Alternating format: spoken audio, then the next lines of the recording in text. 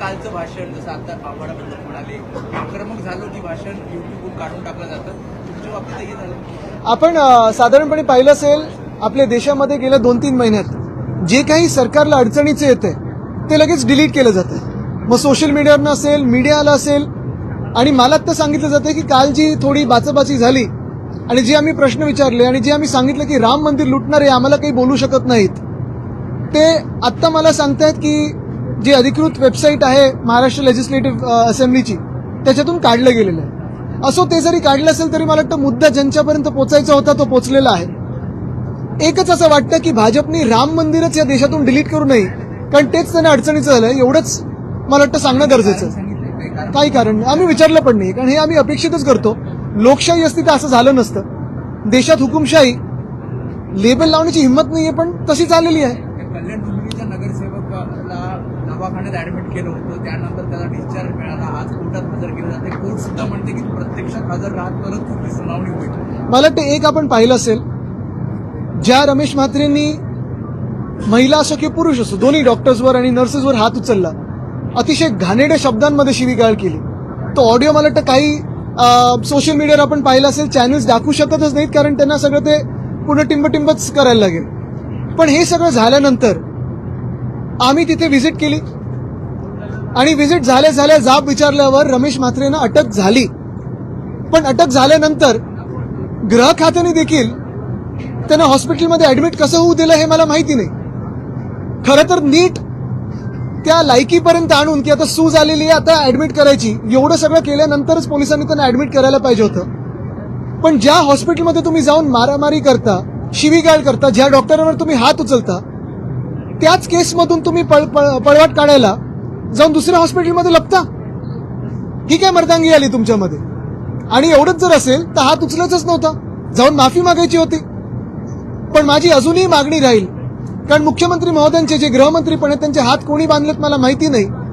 पण एका बाजूला आपण पाहिलं असेल जे गणपत गायकवाड ज्यांनी पोलीस स्टेशनमध्ये जाऊन गोळीबार केला होता ते भाजपचे आहेत म्हणून अजून जेलमध्ये आहेत, आणि हे मिंदे गटातले आहेत म्हणून लगेच त्यांना बाहेर काढण्यात आलं. म्हणजे गृहमंत्री जे मुख्यमंत्री आहेत म्हणजे फडणवीस साहेब आहेत, त्यांचे हात कोणी बांधलेले आहेत हे जरा आपण त्यांना आज विचारलं पाहिजे, पत्रकार परिषद जेव्हा ते शेवटाला घेतात तेव्हा. पण अजूनही माझी मागणी हीच राहील की रमेश म्हात्रे यांचं नगरसेवक पद हे बाद केलं पाहिजे, बरखास्त केलं पाहिजे.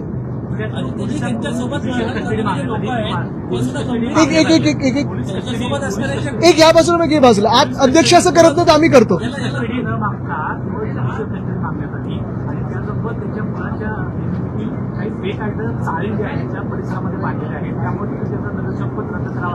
बघा, कोणाही हात उचलल्यानंतर, खास करून सरकारी अधिकाऱ्यांवर हात उचलल्यानंतर 353 तर येतोच ना, नॉन बेलेबल होतं. मग तुम्ही आज काय ना सोडताय. दुसरी गोष्ट म्हणजे सगळं तर सीसीटीव्ही मध्ये काही तर जपतंय, तुम्ही पाहिलं असेल सीसीटीव्ही मध्ये सगळं काही दिसतंय. हात उचललाय, मारामारी केली, शिवीगाळ केली, सगळं काही ऑडिओ सकट जर त्या सीसीटीव्ही मध्ये असेल तर अजून काय पुरावे पाहिजेत? आणि तुम्ही का त्यांना गृह खातं म्हणून, मी पोलिसांना दोष देत नाही कारण पोलीस हे गृहमंत्र्यांच्याच आदेशावर चालतात, पण त्यांना तुम्ही का हॉस्पिटलमध्ये ऍडमिट होऊ दिलं आणि का बरोबर जी काही 3rd डिग्री द्यायची होती ती दिली नाहीये? तसं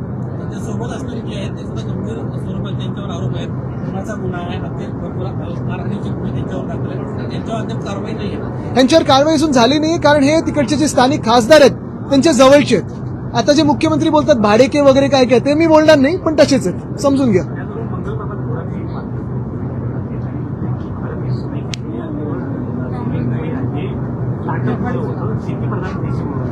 मग ते बिल्डिंग क्षेत्रात का घुसलेत? करावं त्यांनी स्टार्टअप, करावं की असे शेती, लोढा काय, लोढा ऍग्रिकल्चर, लोढा स्टार्टअप, हे पण दिसेल आपल्याला.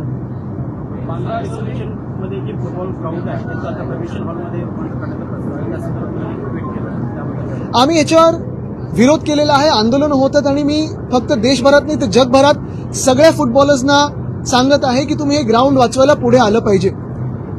जेव्हा मी आता तुम्ही पाहिलं असेल मुंबई फुटबॉलचा अध्यक्ष आहे, गेल्या 10 वर्षामध्ये आम्ही अंधेरी स्पोर्ट्स कॉम्प्लेक्समध्ये, जेव्हा आम्ही मुंबई महानगरपालिकेत सत्तेत होतो, तिथे एक नॅचरल टर्फ फिफा लेवलचं आम्ही चांगलं फुटबॉलचं मैदान केलं होतं.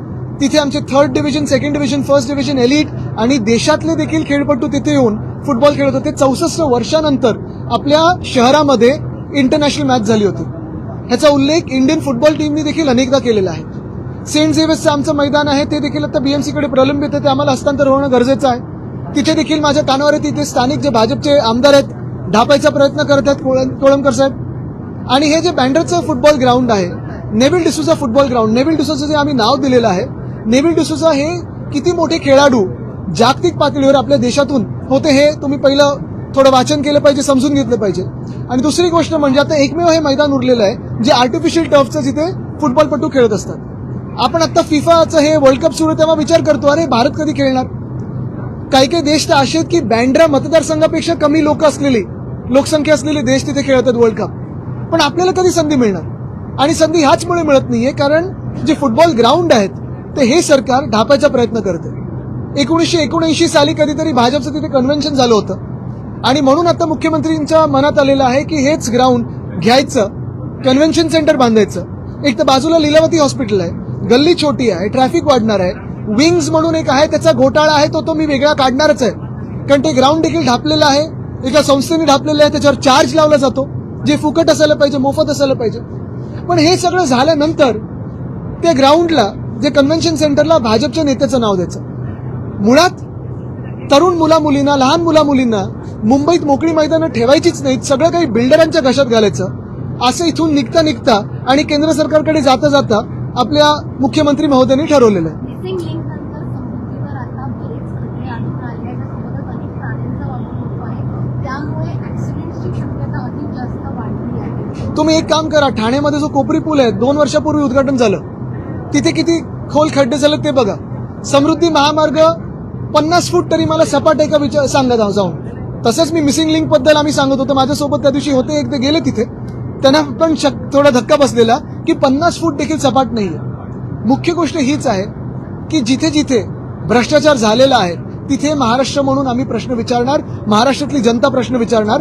हे जर मुख्यमंत्र्यांना झोंबत असेल तर कितीही झोंबलं तरी आम्ही थांबणार नाही. शेतकरी सरसकट कर्जमाफीची मुदतवाढ देण्यात आली आहे, त्यामुळे आश्वासन शेतकऱ्यांकडे होतं तर पुन्हा एकदा फेल ठरले. हे सरकार कोणाचंही नाहीये.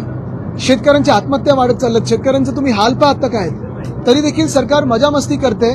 भ्रष्टाचार पैसे आहेत, आमदार खासदार विकत घ्यायला पैसे आहेत, पण शेतकऱ्यांना मदत करायला पैसे नाही. जे 6 खासदार आमचे विकत घेतले यांनी, हेच जे सगळे पैसे शेतकऱ्यांमध्ये वाटप केलं असता तर अनेकांची कर्ज सरसकट माफ झाली असती. विरोधी पक्षाची एवढी भीती आहे की एक दिवस पण यांना विरोधी पक्ष नेता कोणाला अपॉइंट करता येत नाही.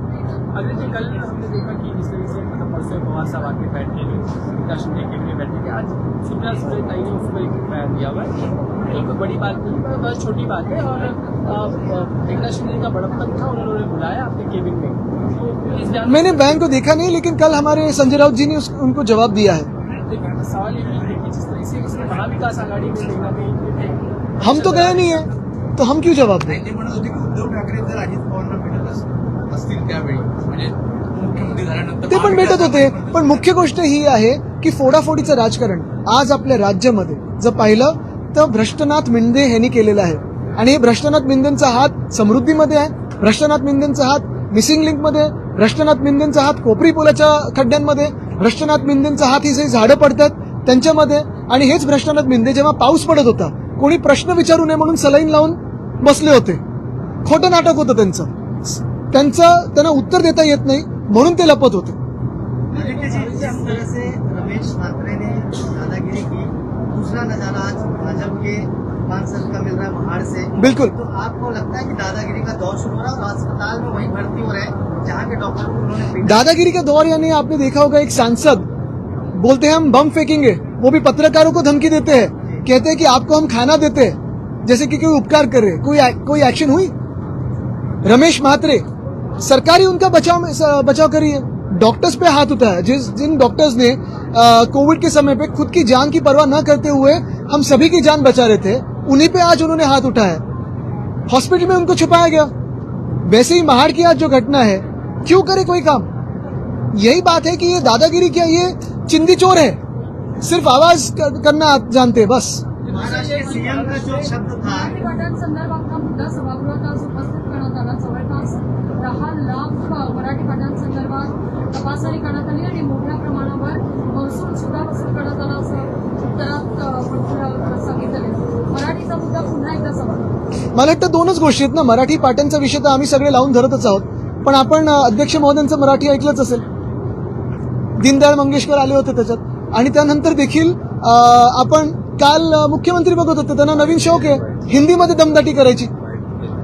कदाचित ते आता केंद्र सरकारची जी जबाबदारी, आणि मी परत म्हणतोय की त्यांचं शेवटचं अधिवेशन मुख्यमंत्री म्हणून आहे, आता केंद्र सरकारची ती तयारी करायला लागली, म्हणून काल हिंदीत बोलत होते. आदित्य जी, यही सवाल है कि जिस तरह से कल उनकी भाषा थी सीएम की, इसके पहले देखने को नहीं मिली और दादागिरी के रूप में दिखाई दे रहे थे, और उनसे जवाब मांग रहे महाराष्ट्र के, उनका धमकी भरा संदेश. उनकी धमकी विपक्ष को नहीं थी, उनकी धमकी हर उस व्यक्ति से थी जो इस राज्य में हो या देश में हो, सवाल उठाने के, सवाल पूछने के, जो भ्रष्टाचार है उस पर सवाल पूछने की हिम्मत करती है, उनके खिलाफ वो धमकी थी. और वो वही कोशिश कर रहे हैं कि उनकी धमकियों के माध्यम से वो भाजपा के केंद्र सरकार को दिखाए कि वो कितने लायक है भाजपा के केंद्र सरकार के मंत्रिमंडल में बैठने की. एमआईएम का एक मामला है कि एमआईएम के जो पार्षद है बीएमसी के, उनका नगर सेवक पद रद्द कर दिया, क्योंकि जारी सर्टिफिकेट उन्होंने एक समिति को पेश किया था. ये मामला किस तरीके से देखते ये सर्टिफिकेट देते कौन है, उनको क्यों नहीं आप अरेस्ट करते? दोनों चीज है ना. तो जो नकली सर्टिफिकेट लाता है उस पर भी कार्रवाई हो, जो नकली सर्टिफिकेट देता है उस पर भी कार्रवाई हो. मंगलपुर बाद लोढ़ा जी इन्होंने कहा है भारत कृषि प्रधान देश नहीं है, तो वो सिर्फ स्टार्टअप्स के कारण ही भारत की अर्थव्यवस्था जो है वो आगे बढ़ रही है. बिल्कुल, और यही लोढ़ा साहब स्टार्टअप्स में जाए, बिल्डिंग का व्यवसाय छोड़ दे और स्टार्टअप्स में जाए. कृषि प्रधान देश या जो भी इतिहास के वो पन्ने पढ़ते आए अभी तक, मुझे लगता है कि लोढ़ा जी बात एक करते हैं और उनके जो परिवार में बिजनेस है वो दूसरी बात करते रहते हैं. जैसे उन्होंने नाम बदलने की कोशिश की एक हॉस्पिटल की, कहते हैं कि भारतीय नाम दिया जाए.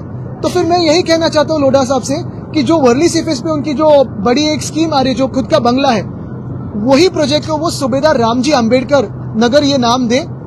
मैं उनका स्वागत तो करूंगा, उनका सत्कार भी करूंगा. ये बयान आ रहा है कि आपको लगता है ये कई सारे जो किसान हैं उनका अपमान हो सकता है? बिल्कुल, क्योंकि यही भाजपा है जो किसानों को अर्बन नक्सल कहती है, यही भाजपा है जो किसानों को माओवादी कहती है, यही भाजपा है जो विद्यार्थियों को दहशतवादी कहती है. तो भारत और भारतीय जनता पार्टी, इसमें बहुत बड़ा अंतर है, अभी हम जानने लगे हैं.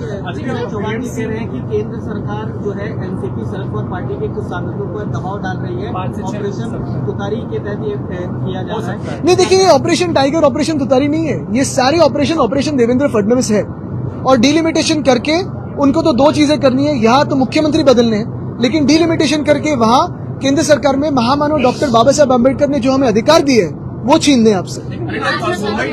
We know what's happening in Mumbai also right now, but there is an allegation that Shiv Sena UPD was in power for 20 years and nothing was done. Who's raising this allegation? The general sentiment appears to be Not at all. Not at all. It is the BJP who makes false allegations, and the BJP was with us for 20 years out of those 25 years. For the last 12 years, the BJP has been in power. We have shown our work. Show me one city that the BJP has ruled in the last 12 years with its double-engine sarkar and the city has progressed. I can show you 50 cities that the BJP has taken behind. The other thing is, in the last 2 years, 21-22, we created a rainwater holding tank in Milan subway. Show me one work like that the BJP has done. We made a flood control tank in Hind Mata and Gandhi Market. Show me one thing like that the BJP has done. We started working on desalination so that we don't remain monsoon dependent. Show me one work like that the BJP has done apart from creating religious polarization. Sir, UCC को लेकर आपकी राय जाननी है, क्योंकि जिस तरीके की समिति गठित की उसमें एक भी माइनॉरिटी कम्युनिटी का सदस्य इसमें शामिल नहीं है. मेरी सिर्फ दो राय है यूसीसी पे. पहली राय यही है कि मुख्यमंत्री महोदय ने कहा है कि वही टेबल करेंगे नागपुर में. मैं सिर्फ इतना पूछना चाहता हूं कि क्या वो अश्योर्ड है कि वो ही टेबल करने वाले हैं कि कोई दूसरा आके टेबल करने वाला है. और दूसरी बात ये है जो मैंने कल कहा कि आपने देखा होगा राम मंदिर पे जो सवाल उठाए गए, राम मंदिर का जो भ्रष्टाचार है, राम मंदिर की दान पेटी से चोरी हुई है, उज्जैन की भूमि में चोरी हुई है, अभी बद्रीनाथ की दान पेटी से चोरी जो है वो भी आगे आ रही है. कल हमारे एक विधायक ने तुलजापुर मंदिर का विषय उठाया है. तो ये सारे इशू से डिस्ट्रैक्ट करने के लिए कोई दूसरा इशू ले रहे. महाविकास आघाडी आपको लगता है आता तेवढं मी येतं. महाविकास आघाडी इंटैक्ट आपको लगता है कि जिस तरह से आपकी नाराजगी राष्ट्रवादी कांग्रेस की नाराजगी, क्योंकि जब शरद पवार साहब को जब लेना था सांसदी, उस वक्त आपने भी आपकी पार्टी को आपने प्रोजेक्ट किया था कि आपकी जगह है. कोई नाराजगी नहीं है और उनके खिलाफ भी कोई नहीं है. बात यही है, संसद के टाइम यही था कि रोल कॉल में हमारा आंकड़ा पहला था, हमारा नंबर पहला था, इसके हम दावा कर रहे थे. पवार साहब सबसे सीनियर है, लेकिन कल जो घटना घटी है, राउत साहब ने भी बयान दिए हैं, जो उनको दुख हुआ है वो व्यक्त हुआ. और हम यही चाहते हैं कि कोई भी महाराष्ट्र से जो महाराष्ट्र लूट रहा है और जो राम मंदिर लूट रहा है उसके साथ ना बैठे.